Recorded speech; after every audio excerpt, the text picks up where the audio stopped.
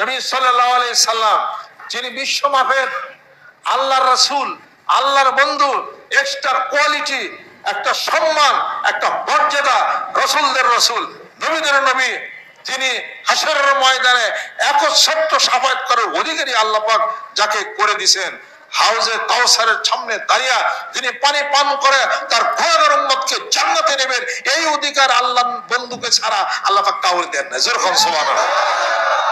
তবে আল্লাহ তখন স্পেশাল কিছু কিছু মানুষকে দিবেন অনুমতি নিয়ে, ইল্লা মান আদিনা লাহুর রহমান ওয়া ক্বালা সাওয়াবা।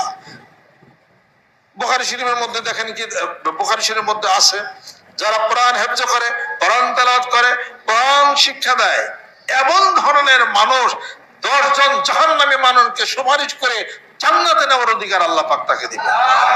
জোরে কোন সুবহানাল্লাহ।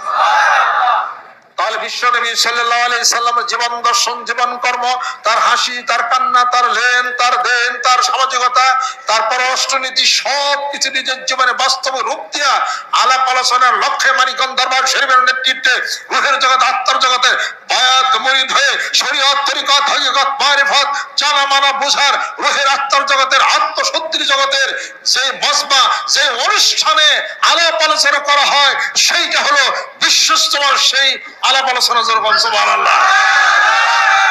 মানিকগঞ্জ দরবার শরীফের নেতৃত্বে সেই আলাপ আলোচনায় বলছি।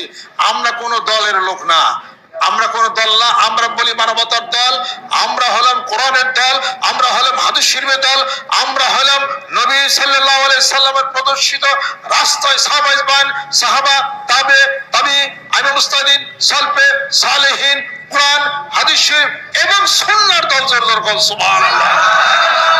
সেই কল্পনা নিয়ে মানিকগঞ্জ দরবার শরীফ চত্বরে পড়ের ময়দানে সেই আলাপ আলোচনা, মুহাম্মদ সাল্লাল্লাহু আলাইহি সাল্লাম তার আলাপ আলোচনা, সাহাবাদের আলাপ আলোচনা, তার জীবন দর্শন, জীবন কর্ম সমাজের বুকে প্রতিষ্ঠা করা, নিজে আমল করা, সেইটা নিয়ে আমরা কাজ চালাইছি।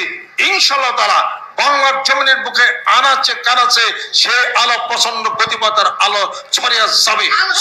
সুবহানাল্লাহ। আল্লাহর আশিক, আল্লাহর পাগলেরা আগামী ডিসেম্বর মাসের 25, 26, 27 তারিখের এই বিশ্ব ইজতেমাকে সাফল্যমণ্ডিত করার জন্য আমার মসজিদের বলিষ্ঠ নেতৃত্বে টেকনাফ থেকে তেতুলিয়া পর্যন্ত বায়াতের দাওয়াত এবং আত্মশুদ্ধির দাওয়াত, জিকিরের দাওয়াত, প্রত্যেকটা গ্রামে গঞ্জে, প্রত্যেকটা মহল্লায় জিকিরের দুর্গ পর্যন্ত হবে। রাজি আছেন? আর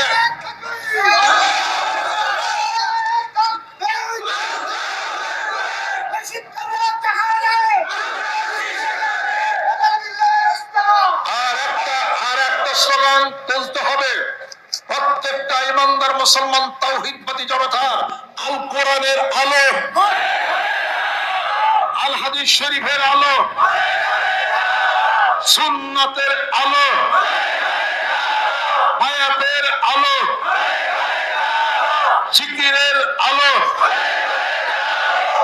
আধিপত্যবাদের পাল্লা চলছে এবং সারা পৃথিবীর মুখে পরাশক্তি যারা, তাদের মধ্যে পাল্লা চলছে।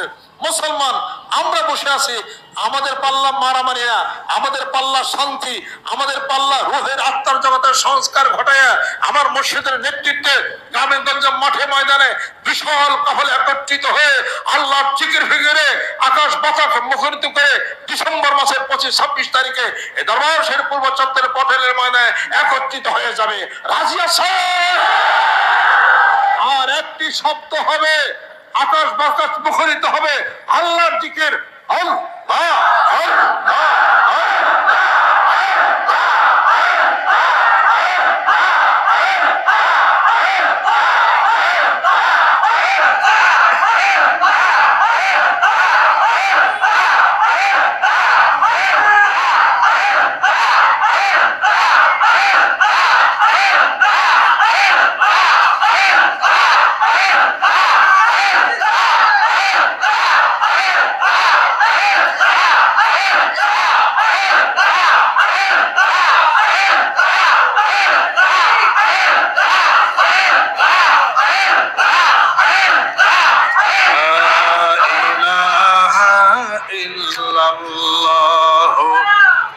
মুহাম্মাদুর রাসূলুল্লাহ সাল্লাল্লাহু আলাইহি ওয়াসাল্লাম।